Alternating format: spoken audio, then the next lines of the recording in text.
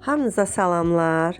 Havalar soyuq olan kimi tez hamımız bir Azərbaycanlı olaraq düşbərədən, xəngəldən bişiririk. Mən də hazır xaladenikdə olan düşbərəmi götürdüm.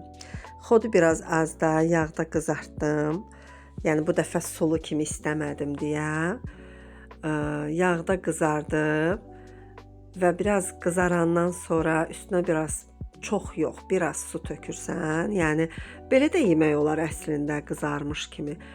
Amma suyu da biraz tökəndə bu dəfə biraz fərqli elədim. Biraz su tökdüm və qapağı örtdüm vamda. Suyu çəkiləndən sonra Holland pendirini tyorkadan keçirtmədim. Belənçini nazik-nazik doğrayıb üstünə qoydum.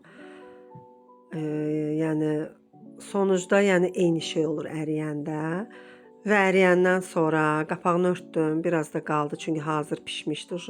Onlar da əridi və nuş olsun hamımıza. Qatıqla da yemək olar, belə də hamıya nuş olsun.